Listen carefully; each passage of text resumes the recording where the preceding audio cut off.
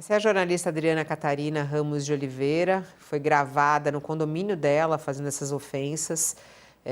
Ela mora em Higienópolis, no centro, e segundo os relatos, inclusive o vídeo que a gente está vendo aí, esse ataque aconteceu no saguão do prédio. Ao ver os homens, ela começou a ofendê-los com termos homofóbicos, né? A polícia militar foi acionada, encaminhou a jornalista mais uma vez para a delegacia. Ela prestou depoimento e foi liberada. A gente está em contato neste momento, inclusive, com o Gustavo Leão, que está na porta da delegacia, inclusive, e ele foi uma das vítimas. Olá, Gustavo, boa tarde. Agradeço demais você ter aceitado de conversar conosco ao vivo para trazer o esclarecimento do que realmente está acontecendo e a nossa solidariedade, né, a esse ataque aí que você sofreu, você e outras pessoas. Boa tarde. Boa tarde, eu que agradeço o espaço que vocês estão cedendo para dar visibilidade para esse caso, para que isso não aconteça com outras pessoas. Eu peço até desculpa, eu estou dentro do carro, eu vim prestar queixa-crime na Delegacia de Polícia Civil agora no período da tarde, porque ontem a gente só conseguiu prestar o boletim de ocorrência com a Polícia Militar e hoje a orientação foi que a gente procurasse a Polícia Civil para que seguisse com a queixa-crime, para que ela realmente possa ser penalizada dentro da lei. Eu queria que você contasse pra gente, Gustavo, como é que foi, que a gente viu as imagens, ela foi editada aí, o que realmente aconteceu? Uhum. Você mora no mesmo condomínio que ela? Como é que aconteceu esse caso? Sim, a gente mora no mesmo condomínio, ela inclusive é minha vizinha de parede, então eu encontro ela praticamente todos os dias e essas ofensas elas não começaram hoje. A gente mora lá desde janeiro, eu e os meus amigos, e desde a época em que ela mudou, tem cerca de 2 meses, 1 mês e meio, ela vem proferindo palavras de baixo calão, ofensas homofóbicas, ela distrata todos os funcionários do condomínio, existe relatos até dela, ela é uma pessoa que supostamente é debilitada, e anda com uma muleta, e existe relatos dela bater com essa muleta em funcionários do prédio. Então, assim, ela é uma pessoa que é muito difícil de conviver e de lidar. Em resumo, como começaram os ataques? Esse vídeo que está aparecendo aí na tela, ele foi gravado pelo meu amigo que mora comigo no apartamento. Ela começou a gritar, simplesmente a gente não sabe o motivo. E ele abriu a porta do apartamento e pediu para que ela tivesse respeito. Ele estava trabalhando ali, tendo uma rotina de home office, como ele tem todos os dias.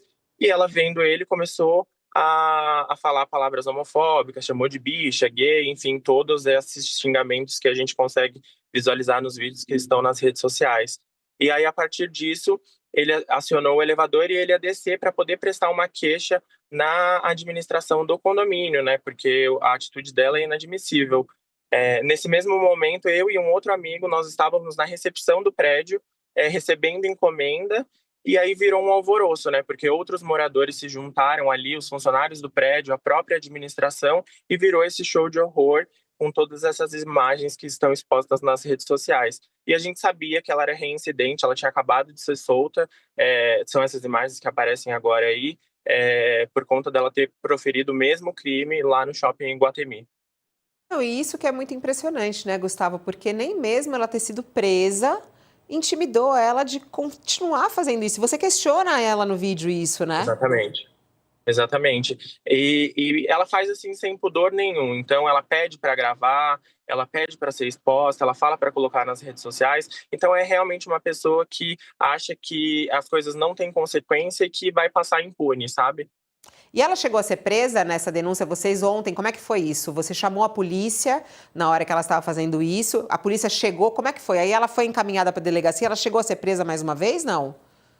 Sim, eu chamei a polícia militar chegou em menos de 15 minutos, eles já fizeram um boletim de ocorrência ali mesmo, e a gente fez questão, por conta do flagrante, que ela fosse levada para a delegacia, mas eles acabaram levando a gente para um batalhão da polícia militar, e lá a gente foi informado que não seria possível fazer nada e que a gente precisaria seguir com a queixa-crime na delegacia de polícia civil, que é o que a gente está fazendo hoje.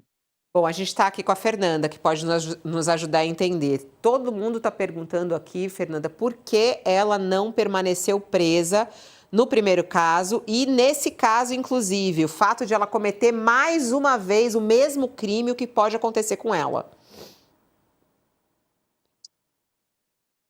Abre o seu som, por favor, Fernanda, tá desligado. Bom, a primeira liberação dela ocorreu numa audiência de custódia, né? Que é um procedimento permitido na legislação penal. E ali são averiguados alguns elementos específicos. Lembrando somente, Fabiola, que o crime de racismo, que é o crime praticado mediante aí a questão do discurso de ódio e a LGBTfobia foi enquadrada como crime de racismo, ele é inafiançável e imprescritível. Acho que são 2 pontos importantes, tá? Então, essa liberação ocorreu nesse primeiro momento por conta disso. No segundo momento, a prisão que poderia mantê-la nas mesmas condições do primeiro cenário era o flagrante, né? Que aí precisa analisar qual foi o modus ali com que aquilo foi lavrado nesse boletim de ocorrência, se foi ou não, se a polícia chegou no momento em que o crime estava sendo praticado. São situações muito particulares, tá? O fato é que é uma prática com reincidência, né? E aí isso tem um aumento de pena. Então, a gente sabe que isso é uma situação que ela vai ainda ter possivelmente um aumento de pena por uma prática reincidente, né? Em menos de uma semana, né? Absurdo. E qual é a pena dela, hein? O que pode acontecer com ela? Tá, a pena. Bom, a gente tem que falar o seguinte, acho que é importante voltar um pouquinho, Fabiola. A gente não tem uma lei específica, tá? O que a gente tem é uma decisão importantíssima do STF de 2019, inclusive esse mês ela no dia 13 de junho completou 6 anos, tá? Onde houve o enquadramento da LGBTfobia com o crime de racismo que é previsto numa lei específica 7.716 de 89. Então, essa legislação é que enquadra a LGBTfobia como crime de racismo, tá? Essa é uma decisão do STF. Isso porque nós não tivemos uma lei específica para proteger a comunidade LGBT. E é muito importante falar isso porque é uma mora legislativa que foi caracterizada no momento da decisão do STF. Olha, não houve uma lei específica por uma mora legislativa do Poder Legislativo em ter uma lei específica, porque é uma população que sofre discriminação. E aí a lei aplicável é essa. Ocorreram aí mudanças nessa legislação, inclusive em 2023, colocando injúria racial como crime de racismo, o que é favorável, porque aumenta aí a possibilidade de penalidades, né, e a potência dessa penalidade ela fica assomada, mas o contexto geral é isso. O que me deixou particularmente feliz é que ela foi presa no primeiro momento. E isso é muito importante para que haja responsabilização dessas pessoas, né? Mas esse é o ponto, né? E aí, ouvindo também, sinto muito pela agressão que você sofreu, porque esse é um crime que é praticado, que a gente chama de crimes de intolerância, né? Mas o grande detalhe é a responsabilização é importante para que não fique na esfera da impunidade e as pessoas percebam Exatamente. Que isso tem consequências, né? Mas o que me chama atenção é que a responsabilização, apesar de importante, ela não coíbe a prática, né? Isso chama muita atenção isso. O que a gente consegue perceber é que falta aí um outro tipo de política para que a gente consiga coibir essa prática. Não é só responsabilizar e punir, é coibir que isso aconteça de novo, né? Dentro de um processo educativo, de políticas públicas efetivas, onde responsabilize e também previna, porque a gente continua tendo altos índices de assassinato de pessoas trans, né, que a gente continua nesse patamar de campeões, né, no número de assassinatos de pessoas trans no mundo, que é absurdo, e a gente convive com essa realidade, e mesmo com essa decisão do STF, esses números continuam alarmantes. Então, assim, eu acho que a gente teria que analisar qual que é aí a medida para coibir essa prática. Claro que a responsabilização é importante, Fabiola, isso sempre será importante, tá? Só respondendo aqui a sua pergunta, nós temos aqui várias situações, tá? O artigo 2º dessa lei, ela fala na reclusão de 2 a 5 anos e multa. E fala também da pena aumentada quando esse crime for cometido mediante concurso de pessoas. Aí existem outras situações que causam o aumento dessa pena, tá? Eu acho que é importante a gente lembrar que existe essa lei que enquadrou a LGBTfobia como crime de racismo advinda de uma decisão do STF. O Gustavo está conosco aqui ao vivo e trazendo essa notícia. Eu fico pensando, Gustavo, Mesmo que ela seja responsabilizada e tudo mais, a dor disso, né? Porque você lidar com esse tipo de ataque com frequência é algo que realmente fere e atrapalha a sua vida. Eu queria que você contasse pra gente o que é viver essa dor no dia a dia, né? O quanto isso paralisa a sua vida, afeta seu emocional e te prejudica a seguir adiante. Exatamente. Eu tenho outros 2 amigos que estavam comigo e também sofreram os ataques. Eles não estão nem em condições de falar. Eu me prontifiquei a falar com os veículos de imprensa, justamente por ser a minha área de formação e eu estar acostumado a fazer isso. Mas, assim, é muito triste, né? E principalmente pensando que a gente está no mês de orgulho LGBT e a gente vê imagens ainda como essa sendo exibidas, pessoas como essas frequentando os nossos lugares, sendo minha vizinha, ainda assim, mais assustador. Então, assim, a gente passou uma noite bastante complicada, a gente não conseguiu dormir porque ela estava no apartamento ao lado, a gente não conhece ela, não sabe do que ela é capaz de fazer. E eu acho que vale abrir um parênteses aqui e ressaltar de que ela não é uma pessoa que tem problema psicológico, ela não é uma pessoa que tenha algum tipo de doença. Ela faz realmente para ferir, para ofender e para te desestabilizar e te achincalhar e te colocar num lugar assim de horror, sabe? Então, assim, foi uma espetacularização aquilo que aconteceu na portaria do prédio. Ainda bem que a gente tinha testemunhas, tinham outros moradores, os próprios funcionários do prédio, a própria polícia militar foi super solícita e conseguiu falar com a gente já de imediato, e agora a gente está tomando as medidas judiciais cabíveis, né, para que a gente consiga levar isso adiante, para que ela não continue cometendo esse tipo de crime com outras pessoas. Ô, Gustavo, o que você espera da justiça em relação a isso?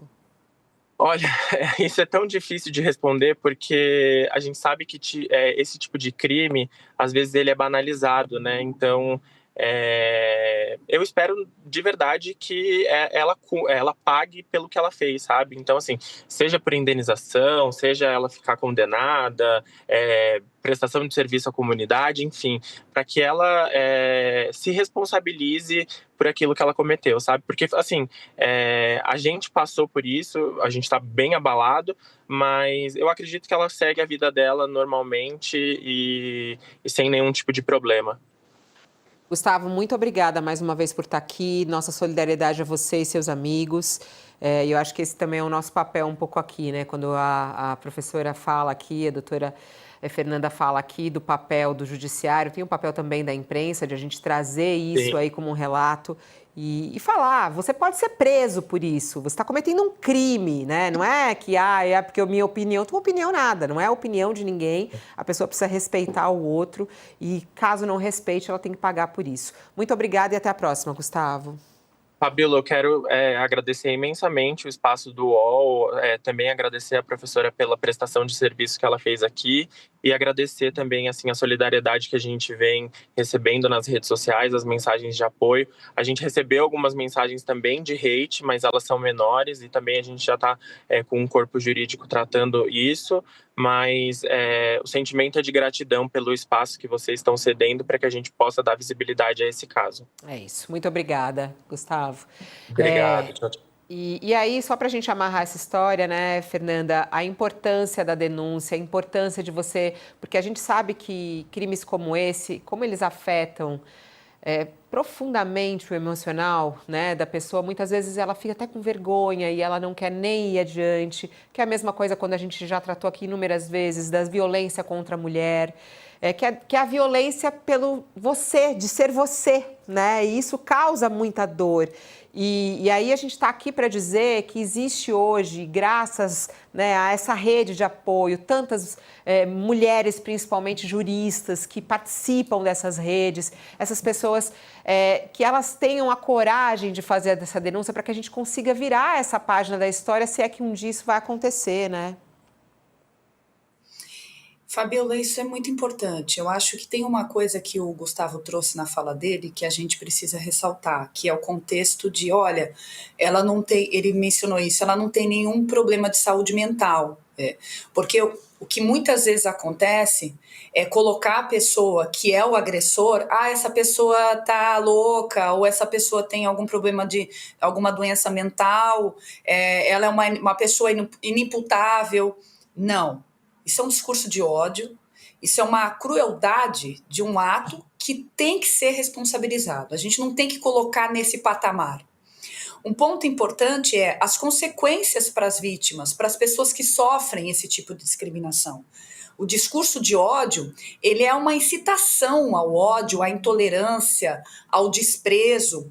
Ele não só é uma agressão, como ele também faz com que todo esse nosso sistema, né, e essa discriminação, ela esteja muito presente, não só dessa forma tão escancarada, né, Fabíola? A gente também tem as nossas discriminações estruturais, veladas do dia a dia.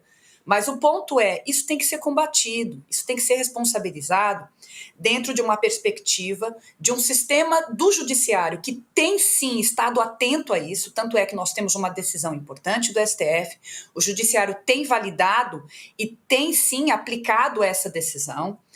O ponto é, o que fica para as vítimas, né? As consequências que advêm disso. A gente tem dados sobre suicídios de pessoas LGBT dentro dessa perspectiva, e a gente chama pessoas suicidadas, porque são pessoas que são, de forma muito reiterada, vítimas de discriminação, e dentro dessa perspectiva de saúde mental, olha como é importante a gente falar sobre isso.